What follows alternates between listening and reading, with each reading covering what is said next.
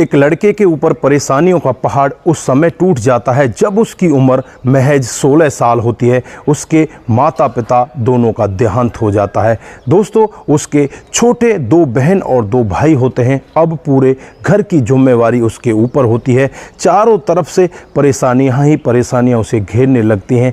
दोस्तों, वो इतनी कड़ी मेहनत करता है, इतना सब कुछ करता है, जो इलाका होता है 10-20 किलोमीटर का, उस सब में उसका नाम हो जाता है कि भाई अगर हो तो उस जैसा हो, जिसने अपने भाई बहनों के लिए इतना त्याग किया, इतनी मेहनत की। उसके पास धन दौलत की कोई कमी नहीं होती, वो इतना पैसा कमा लेता है, चारों तरफ उसका नाम होने लगता है। लेकिन अचानक ही उसके जीवन में एक और बहुत बड़ी परेशानी आने वाली होती है। दोस्तों, एक वीडियो उसका इस तरह से वायरल होता है, जिस वीडियो के वायरल होने के बाद उसका जीवन बिल्कुल से खराब सा हो जाता है। दोस्तों, जिन लोगों के लिए उसने इतनी मेहनत की थी, वही लोग उसका जीना दुर्लभ कर देते हैं, उसे बार बार टॉर्चर करने लगते हैं, बार बार उसे सोचने के लिए मजबूर कर देते हैं। दोस्तों, अगर आप भी पूरी कहानी के बारे में जानना चाहते हैं तो लास्ट तक वीडियो को ज़रूर देखिएगा। आगे बढ़ने से पहले हमारी वही रिक्वेस्ट कि जो हमारे चैनल के साथ नए हैं,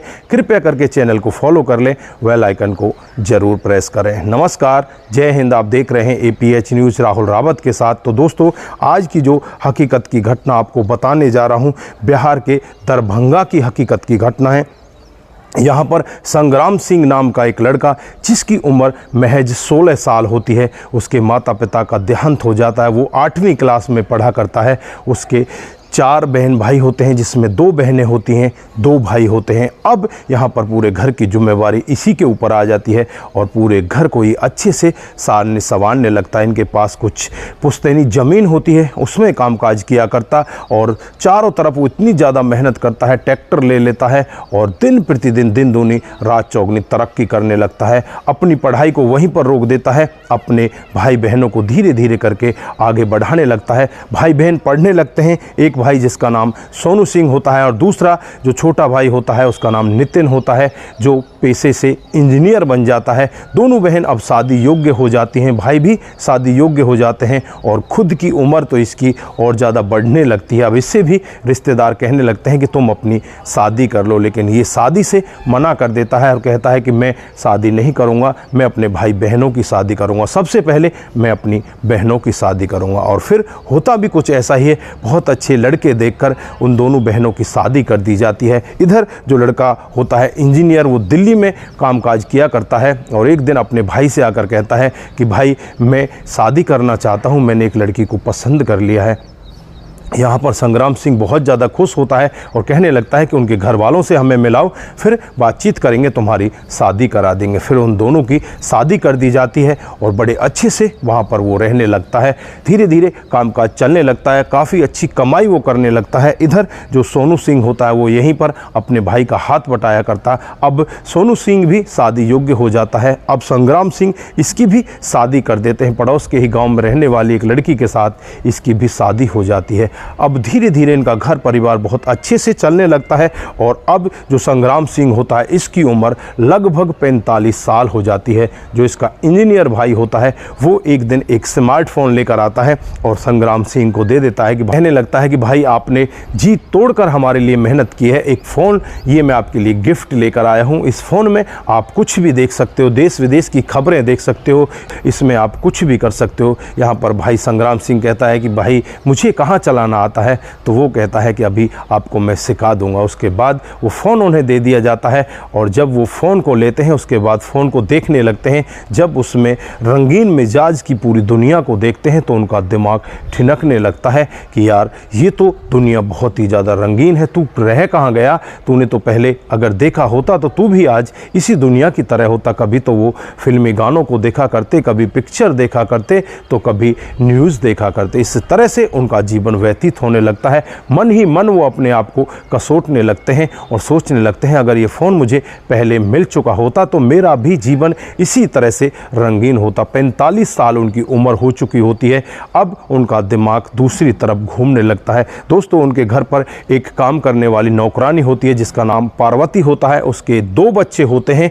उसका पति कुछ दिन पहले ही नशे के चक्कर में मर चुका होता है। वो भी अकेली रहती है और इनके ही रहमो कर्मों पर पला करती है। दोस्तों, अब यहाँ पर संग्राम सिंह को ये पार्वती अच्छी लगने लगती है। इसको ये ऐसी नज़र से देखने लगता है कि मानो बस इसी के लिए ये बनी हो। अब इसका दिमाग घूमने लगता है कि तू किससे कहेगा अपने दिल का हाल, तू क्यों ना इस पार्वती से अपने दिल का हाल कह दे। फिर एक दिन का वाक़या होता है जब यहाँ पर जो सोनू सिंह होता है वो अपनी पत्नी को लेकर बाहर गया हुआ होता है। घर में बस यहाँ पर संग्राम सिंह और जो यहाँ पर पार्वती होती है वही होती है। और यहाँ पर संग्राम सिंह पार्वती से कहता है कि पार्वती आप इधर आओ, इधर सोफे पर आकर बैठो। तो पार्वती उसके मुंह की तरफ देखने लगती है कि साहब आप कह क्या रहे हो, मैं आपकी बराबरी भला कैसे कर सकती हूँ, मैं आपके बगल में कैसे बैठ सकती हूँ। तो यहाँ पर जो संग्राम सिंह है वो कहने लगता है कि मैंने अपने जीवन में बहुत गलतियाँ कर दी हैं और तुम भी आज वही गलती करने के लिए जा रही हो। तुम्हारा पति मर चुका है, तुम्हारा जीवन बहुत लंबा है, इस जीवन को कैसे काटोगी, ये पहाड़ जैसा जीवन है और तुम्हारी उम्र भी ज़्यादा नहीं है, 28-29 साल है, तुम इस जीवन को कैसे काटोगी। यहाँ पर जो पार्वती होती है उसकी तरफ ऐसी निगाहों से देखने लगती है कि आज ये साहब कह क्या रहे हैं, इसका दिमाग ठीक है या कुछ गड़बड़ है। उसके बाद यहाँ पर संग्राम सिंह उससे कहता है कि मैं तुम्हें चाहने लगा हूँ, ये देखो तुम्हारी फ़ोटो है, तुम्हारी फ़ोटो कितनी अच्छी लग रही है। तो यहाँ पर पार्वती कहती है कि ये तो बहुत बेकार फ़ोटो है, ये अच्छी फ़ोटो नहीं है। अब यहाँ पर जो संग्राम सिंह है उससे अपने दिल का हाल कहता है और कहता है कि तुम भी अकेली हो और मैं भी अकेला हूँ, क्या हम दोनों दोस्त नहीं बन सकते, क्या हम दोनों एक दूसरे के साथ नहीं रह सकते। तो यहाँ पर पार्वती कहने लगती है कि साहब ऐसा नहीं हो सकता, मैं आपके साथ नहीं रह सकती। तो यहाँ पर जो संग्राम सिंह है वो कहने लगता है कि क्या मैं आपको बूढ़ा नज़र आता हूँ, मेरी उम्र ज़्यादा है इसीलिए आप मना कर रही हो। तो यहाँ पर पार्वती कहती है कि नहीं नहीं, ऐसी कोई बात नहीं है, अगर ज़माने को इस सब के बारे में पता चलेगा तो हमारी और आपकी बहुत ज़्यादा हंसी होगी और आपका जो यहाँ पर इतना अच्छा व्यवहार बना हुआ है वो सब धूमिल हो जाएगा, वो सब मिट्टी में मिल जाएगा। आपके परिवार के लोग क्या कहेंगे, मुझे तो वो मार ही डालेंगे। यहाँ पर संग्राम सिंह उससे कहते हैं कि तुम्हें इस सब की चिंता करने की कोई ज़रूरत नहीं है, तुम बस एक बार हाँ कर दो, उसके बाद हम दोनों शादी कर लेंगे। दोस्तों, यहाँ पर पार्वती थोड़ा सा मुस्कुराने लगती है, उसे भी अब संग्राम सिंह की बातें अच्छी लगने लगती हैं। अब संग्राम सिंह मन ही मन बहुत ज़्यादा खुश होने लगता है और खुश होकर उसके बच्चों के लिए कपड़े ले आता, कभी उसके लिए ले आता, कभी अच्छी अच्छी खाने की चीज़ें उनके लिए लेकर आता, कभी उसे कहता कि तुम अच्छे से श्रृंगार करो और उसके बाद उसकी सेल्फी खींचा करता। इसी तरह से धीरे धीरे समय बीतने लगता है और एक दिन का वाक़या होता है जब संग्राम सिंह का फ़ोन पानी में गिर जाता है। पानी में गिरने के बाद वो बंद हो जाता है। अब यहाँ पर जो उसका छोटा भाई होता है सोनू सिंह, उस फ़ोन को लेकर नज़दीकी दुकान पर जाता है। जो दुकानदार होता है वो उसका जानकार होता है, उससे कहता है कि भाई ये फ़ोन इस तरह से पानी में गिर गया है, इसको एक बार चला दीजिए। उसके बाद जो उसमें कमी होती है उसको वो दुकानदार ठीक करता है और जब उसे खोल कर देखता है उसमें वही फ़ोटो सामने आ जाते हैं। अब उन फ़ोटों को देखकर दुकानदार भी एकदम से चौंक जाता है। वो कहने लगता है कि भाई इसके साथ ऐसे कैसे। लोगों की धारणा थी वो संग्राम सिंह के प्रति अलग ही थी। वो लोग यही जानते थे कि बस संग्राम सिंह ने अपने भाई बहनों के लिए शादी नहीं की, उनके लिए उन्होंने अपना जीवन कुर्बान कर दिया। लेकिन यहाँ पर तो इनके फ़ोटो रंगीन मिजाज के दिखाई दे रहे हैं। अब इस सब को देखकर जो दुकानदार होता है वो चौंकने लगता है और सोनू सिंह से कहने लगता है कि ये फ़ोटोग्राफ्स देखो तुम्हारा भाई क्या कर रहा है। अब सोनू सिंह का भी दिमाग ख़राब हो जाता है कि पता नहीं भाई अब ऐसा कैसे कर रहा है, बुढ़ापे में उसका दिमाग सटिया गया है क्या। उसके बाद वो अपनी बहनों को बुलाता है और बहनों से बातचीत करता है, बहनों को फ़ोटोग्राफ्स दिखाता है। बहन भी बहुत ज़्यादा गुस्से में होती हैं और वो सीधे पार्वती के पास पहुंचती हैं और पार्वती को धमकी देती हैं कि अगर दोबारा तुम यहाँ हमें दिखाई दी तो तुम्हें जान से मार देंगे, तुमने बहुत ही गलत काम किया है। तो यहाँ पर पार्वती हाथ जोड़कर यही कहने लगती है कि मैंने ऐसा कुछ नहीं किया, उनकी खुद की रजामंदी थी, उन्होंने यही कहा था कि हम लोग शादी कर लेंगे। तो यहाँ पर बहनें उसे कहती हैं कि तुम यहाँ से भाग जाओ, यही तुम्हारे लिए बेहतर होगा, नहीं नहीं तो फिर तुम्हारे लिए बहुत गलत हो जाएगा। अब वो बेचारी करे तो क्या करे, वहाँ से चुपचाप चली जाती है, अपने एक रिश्तेदार के वहाँ पर पहुँच जाती है। और उसके बाद जब यहाँ पर संग्राम सिंह आते हैं, संग्राम सिंह को पता चलता है पार्वती तो यहाँ पर है ही नहीं, तो घर वालों से वो पूछता है कि पार्वती कहाँ गई, तो घर वाले यही कहते हैं कि वो तो किसी लड़के को लेकर भाग गई। अब संग्राम सिंह मन ही मन बहुत ज़्यादा दुखी होने लगते हैं कि उसने तो मेरे साथ वादा किया था कि तुम्हारे साथ मैं रहूँगी, तुम्हारे साथ मैं आगे चलूँगी, अपने जीवन को बसाऊँगी, वो ऐसे कैसे भाग सकती है। वो मन ही मन अपने आप को कोसने लगता है और इधर उधर उसकी जांच पड़ताल करने लगता है, लेकिन कहीं से भी उसको कुछ भी दिखाई नहीं देता। दोस्तों उसके बाद जो इंजीनियर भाई होता है वो दिल्ली से इनके पास, इनके गाँव, इनके घर आ जाता है। और वहाँ आने के बाद जब इसे पता चलता है कि भाई के साथ में ऐसा हो रहा है, तो वो अपने सभी घर वालों को इकट्ठा करता है। होता है अपनी बहनों से, अपने भाई से कहने लगता है कि तुम्हें शर्म आनी चाहिए, बड़े भाई ने हमारे लिए क्या कुछ नहीं किया, उन्होंने सब कुछ कुर्बान कर दिया और कुर्बान करके उन्होंने आज इस मुकाम पर हमें लाकर खड़ा कर दिया। आज भाई अगर किसी से प्यार करता है, उसके साथ जीवन व्यतीत करना चाहता है, तो आप लोगों को बुरा लग रहा है। यहाँ पर बहनें और भाई कहने लगते हैं कि क्या उनकी अब उम्र है, जब उनकी उम्र थी तब उन्होंने क्यों नहीं किया। तो यहाँ पर जो इंजीनियर भाई होता है वो कहने लगता है तब उनके पास इतना सोचने का टाइम नहीं था, उस समय वो बस हमारे फिक्र में लगे हुए थे, उन्हें अपने जीवन के बारे में कुछ भी ज्ञान नहीं था, वो ये सोच ही नहीं रहे थे कि मुझे भी शादी कर लेनी चाहिए। अब यहाँ पर जो बहन भाई होते हैं उनकी भी आंखें खुल जाती हैं कि हमने भाई के साथ में बहुत गलत किया है। अब इंजीनियर भाई अपने दूसरे भाई को लेकर सीधा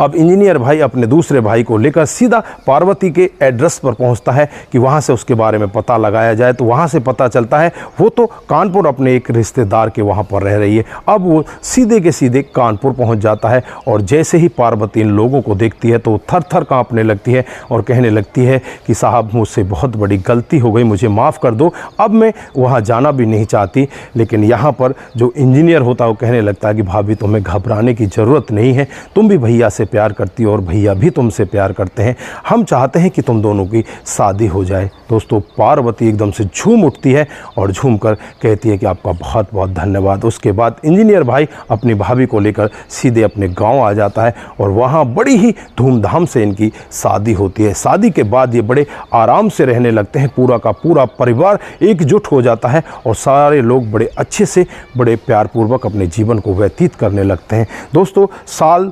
2010 का ये मामला होता है जब यहाँ पर इन दोनों की शादी हुई थी। आज 2024 आ चुका है, यानी कि 14 साल हो चुके हैं और इनका जीवन अब इतने प्यारपूर्वक कट रहा है।